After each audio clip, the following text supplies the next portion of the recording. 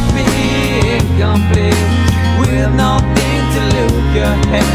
You left me still being, I don't understand.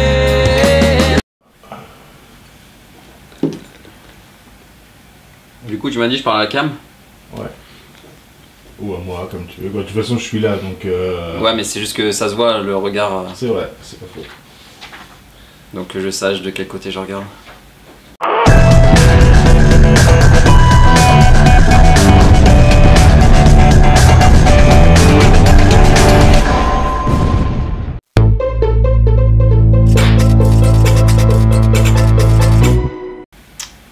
Alors, quel enfant j'étais? J'étais ce genre d'enfant qui à l'école déjà était mis à l'écart, qui était très souvent harcelé. Et puis, parallèlement à l'école, à la maison, j'étais un enfant hyperactif, très turbulent. Ma mère, elle en pouvait plus de me sortir. Enfin, à chaque fois qu'on allait faire les courses ou n'importe quoi avec mon frère, on foutait le why complet et elle était là en mode... Ah, c'est la dernière fois que je vous sors, on peut pas vous sortir, je vais vous foutre en internat, je vais vous foutre à la DAS si vous continuez. Voilà, on foutait toujours le bordel, on se tapait toujours sur la gueule.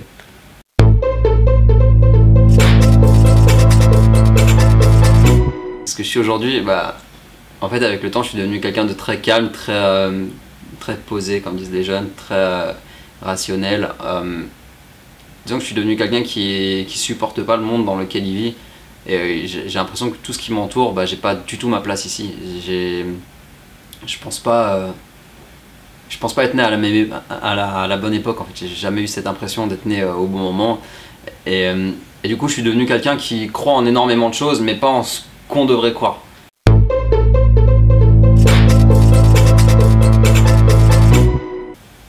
Alors mon univers, je vais parler de deux univers, l'univers musical et l'univers youtubesque.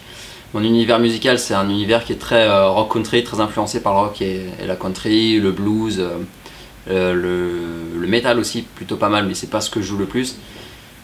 Après sur YouTube, mon univers c'est plus un côté, ça reste dans le thème musical, mais c'est plus mon côté ingénieur son qui prend le dessus. Alors, à la base, je suis venu sur YouTube pour présenter mon travail en tant que musicien, donc il y a mes clips, il y a des reprises, il y a ce genre de conneries, il y a des tutoriels de guitare. Mais il y a aussi une grosse partie ingé son parce que je sais que moi-même en tant qu'ingé son, quand j'ai commencé, j'avais du mal à trouver ce que je cherchais. Et du coup, je me dis qu'à l'heure actuelle, il y en a plein qui se lancent et des petits français qui n'osent pas regarder des vidéos en anglais parce que ça les tue d'essayer de comprendre ce qu'ils écoutent. Et du coup, je me suis dit, je vais faire moi aussi des vidéos où j'explique comment faire telle ou telle chose.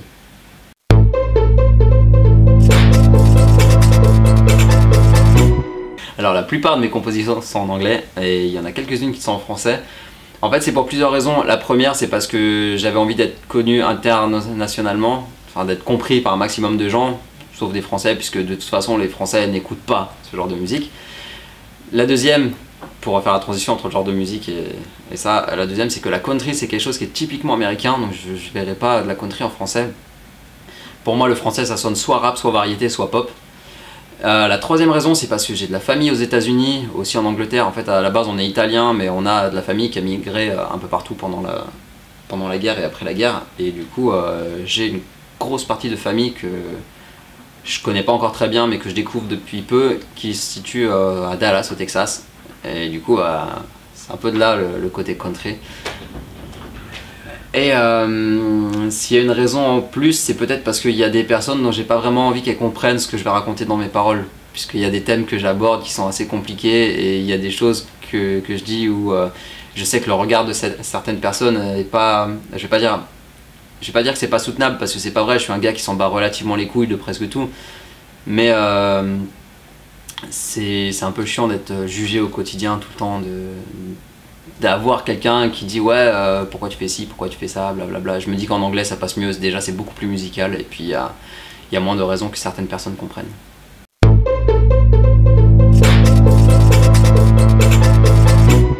Alors mon groupe de rock geek préféré c'est The Algorithm, qui est un truc français. Non je déconne, ce groupe existe, je l'aime beaucoup mais je connais que 3 morceaux. Donc ouais, mon groupe préféré de rock geek c'est Kickban. Mon grand frère, c'est le plus grand héros de la terre. Parce parce que d'une part c'est de la musique qui est assez cool, qui se laisse écouter, d'autre part ça me correspond plutôt énormément puisque je touche à un ordinateur depuis l'âge de 6 ans, donc j'ai évolué dans un côté geek depuis toujours. Un troisième exemple, c'est le fait que moi aussi à l'époque j'avais commencé à écrire des chansons geek. Il y en a une qui s'appelle The MySQL Love Song, qui était une chanson que j'avais écrite entièrement en MySQL. En fait je chantais toute la requête que j'avais écrite, donc avec les parenthèses, le point virgule, etc. etc.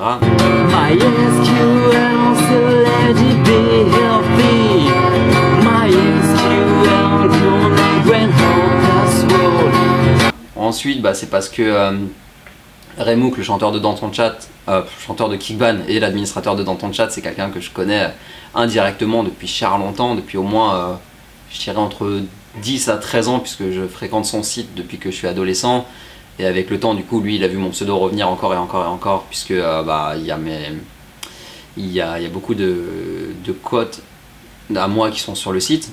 Et du coup, vu qu'on est de la même génération, du même univers, on a grandi sur IRC, du coup on s'est connus indirectement comme ça. Et avec l'arrivée de Twitter et de YouTube, j'ai commencé à prendre contact petit à petit avec lui. Et puis après on s'est rencontrés, tout ça. J'avais passé une audition pour être bassiste dans Kickban à l'époque. Et puis on est devenus super potes. Et puis après, voilà quoi, maintenant c'est devenu un de mes groupes préférés. Et du moins un groupe que j'encourage énormément. Et je sais que si demain je suis riche et célèbre, ce sera un des premiers groupes, pas le premier groupe, mais ce sera un des premiers groupes que j'inviterai à partager des scènes avec moi, ou que je mettrai en avant, que ce soit sur YouTube ou sur Twitter ou sur n'importe quoi. Et puis voilà quoi, j'aimerais bien faire des concerts Skyernaclea, Kickban et guest.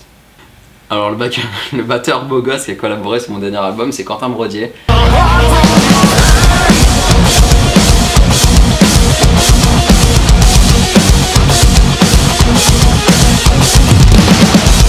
Un jeune batteur rouennais. C'est pareil, c'est quelqu'un que j'ai découvert sur YouTube complètement par hasard. C'était à l'époque où j'avais lancé mon émission Comment j'ai mixé, qui est des tutoriels de mixage sur ma chaîne YouTube. Et je voulais mixer de la batterie acoustique, donc je suis allé chercher des Français qui faisaient des drum covers sur YouTube, et je suis tombé sur Quentin Brodier. J'ai fait putain, il a un putain de bon niveau lui, je vais lui demander, parce que le son de ses covers était pas toujours ouf. Et puis moi il me fallait de la matière pour m'entraîner. Je suis allé lui envoyer un message, je lui ai dit ouais, ça dit je te mixe un ou deux sons, un de ces quatre. Il me l'a dit allez, on fait une série, il y a 12 chansons, mixe-moi les 12. Et puis du coup on est devenus potes, et je me suis dit putain mais ce gars il est super doué, il me le faut sur mon album. Donc je lui ai demandé, il a dit oui direct, et du coup il est sur 3 morceaux. Il est sur She Ran Away, où il fait un solo de batterie à la fin, il est sur That Girl I Love, et il est sur Angela. Alors là j'en ai aucune idée à quand mes nouveaux featuring, je sais absolument pas. En fait je suis un mec qui à une époque je faisais pas mal de covers sur YouTube, et du coup j'étais toujours dans l'idée de faire des covers avec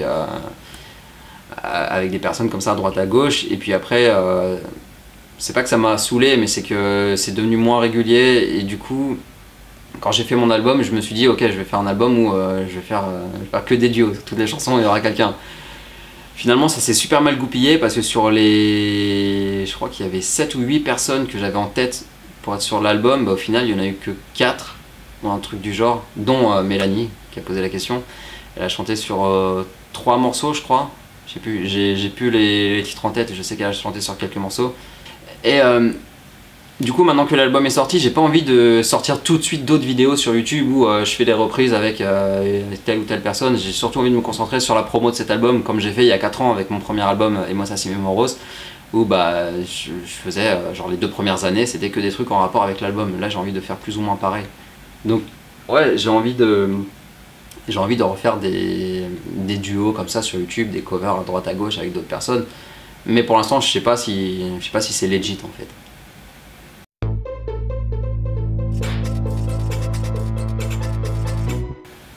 Je me rappelle pas trop ce que c'était que ma première vidéo que j'ai regardée sur YouTube, et je sais que le plus gros souvenir que j'ai, le plus ancien que j'ai, c'est le rappeur du 92. Bilal, Sparky, mec d'Escar, t'inquiète, 92, FAR. Fameux Bilal. En fait c'était venu à l'époque quand j'étais adolescent, j'étais au collège, et dans la cour de récré j'avais un collègue qui parlait de cette vidéo, et je me suis dit mais je connais de nom, j'en ai déjà entendu parler mais j'ai jamais regardé. Donc le soir quand je suis rentré chez moi j'ai regardé, et du coup ça m'a marqué à vie, et c'est devenu un mème dans ma vie, ça ressort très souvent même encore maintenant. Les vidéos qui m'ont influencé dans ce que je fais, je dirais que ce sont les vidéos de Étienne Tremblay de La Machine à Mixer.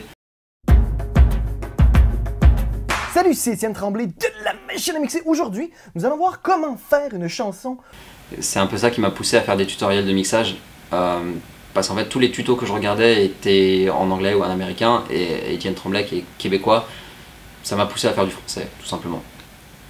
Mon love tube, la vidéo que je pourrais regarder en boucle toute la journée, ce serait le clip de Wrong Side of Heaven de Five Finger Death Punch. I spoke to God today, and she said that she's ashamed. What have I become? What have I done? Qui est un clip que je trouve magnifique, et pour moi c'est l'un des plus beaux clips du monde. Ouais, je me suis pas mal branlé sur le clip de Toxic de Britney Spears, mais je l'avais téléchargé sur Emule, c'était avant YouTube. Ouais, un truc qui me fait bien kiffer, ce serait un des lives de la chanson Come Clarity de In Flames.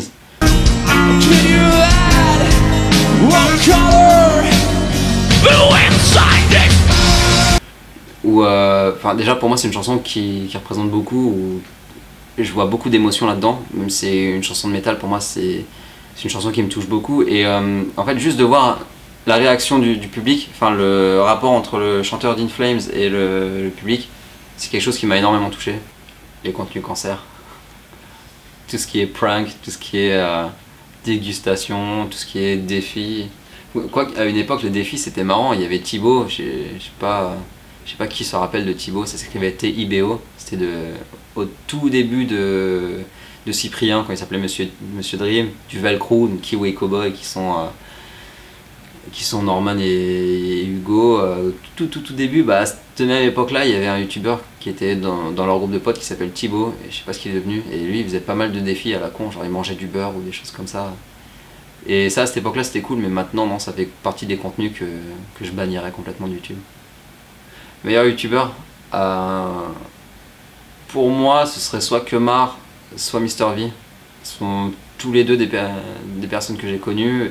Kemar qui avait posé un solo de guitare sur mon premier album, et Mr V qui était quelqu'un à qui au tout début c'est moi qui lui donnais des conseils d'enregistrement, même à l'époque où moi j'y connaissais rien, enfin j'y connaissais pas autant que maintenant, et déjà de voir que ces deux là ont percé, ça me fait putain de plaisir, je suis putain de fier pour eux, et pour moi ce sont les meilleurs youtubeurs, mais vraiment pour moi, ils ont tous les deux un humour que j'apprécie particulièrement, où d'autres ont du mal avec, et moi je kiffe ça. Le plus mauvais youtubeur, j'en ai aucune idée, parce que je suis pas du genre à... Enfin si, en vrai je suis du genre à juger quand je regarde une vidéo, mais je vais pas me dire ouais lui il est mauvais, je le regarde plus jamais, parce que moi aussi j'étais mauvais au départ, et j'ai envie que les gens voient l'évolution qu'il y a eu entre le Skyarn du premier jour et le Skyarn de maintenant. C'est plus du tout la même chose. Ouais, je sais qui est mon pire youtubeur, c'est Skyarn Claire.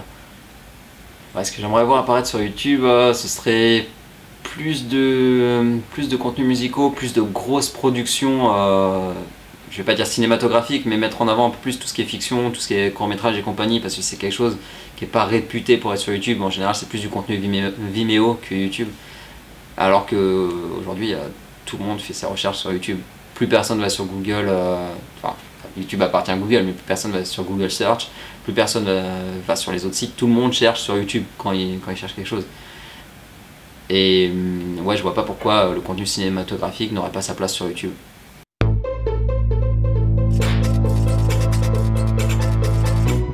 En gros, question de merde, c'est que des questions pourries, sachant que, comme un jeu de cartes, tu vas du 2 à l'as. Ouais. Que selon sur quoi tu tombes, les questions sont plus ou moins pourries. Et que le principe, c'est que tu tires une carte et tu réponds aux questions qui sont sur la carte. Ouais. Ok.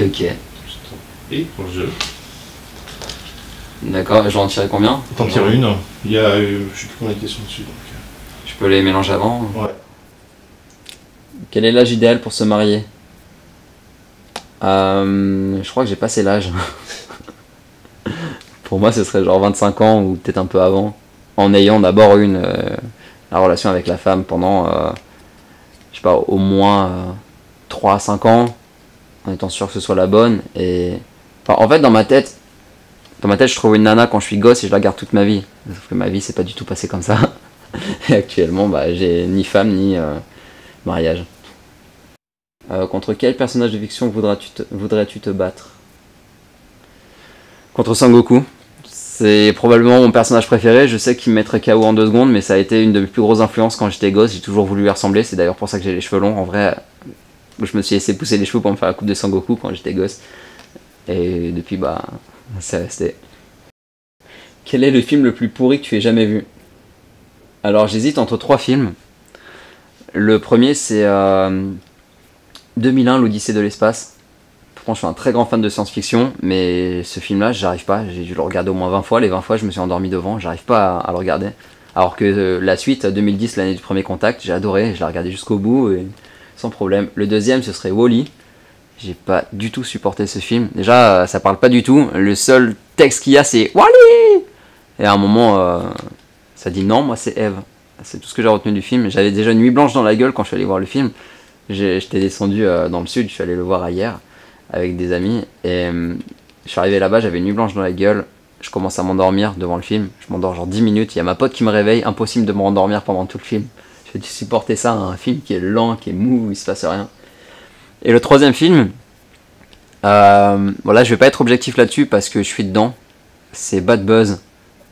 Pour moi, le film est bon, mais d'après la critique, c'est un des pires films du monde, de notre génération. Et il a fait à peine 10 000 ou 40 000 entrées, je sais plus, un truc comme ça. C'est un film français. Dans quelle situation est-il important que tu participes à une bagarre?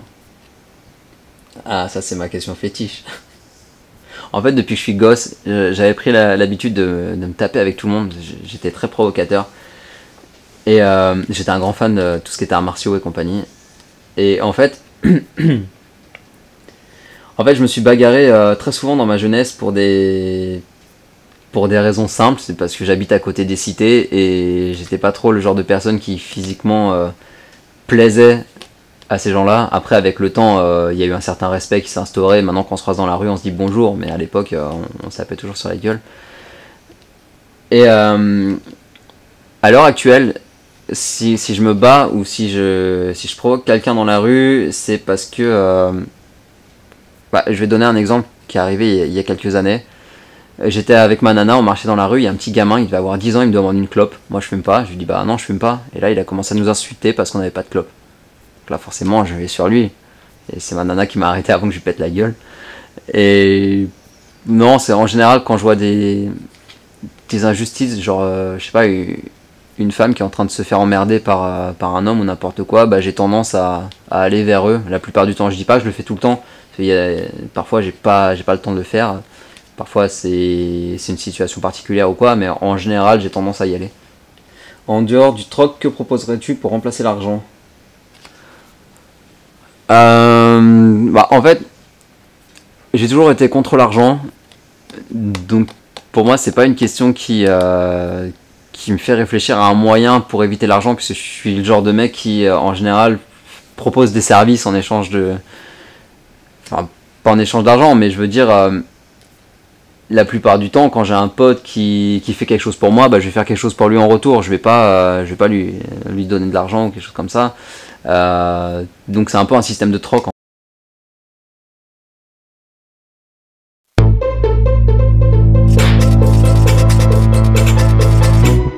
Alors, le harcèlement sexuel, je trouve que c'est quelque chose qui va beaucoup trop loin. Ouais, il y en a, ouais, c'est présent.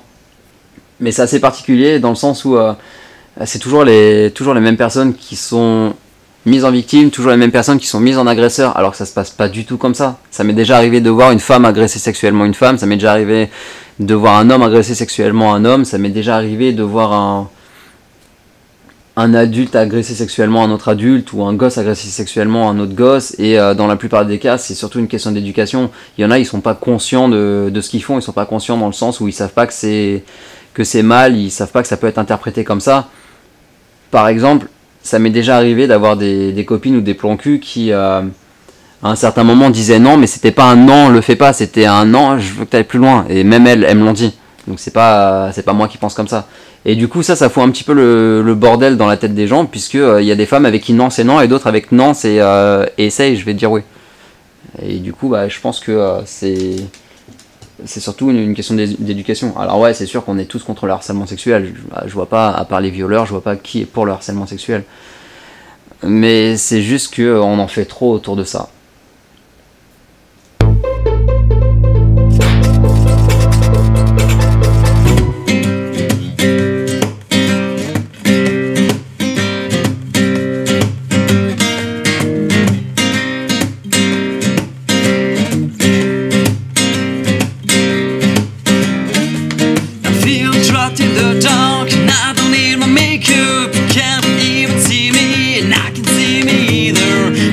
Trapped in the dark, never need to wake up. I don't need to see more. I'm standing on the shore of my life.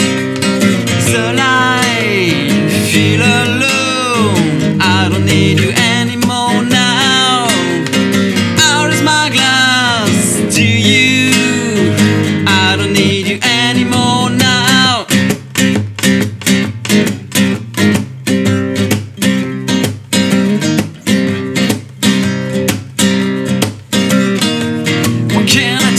Escape to erase my fate. I have to ask for something instead of another world.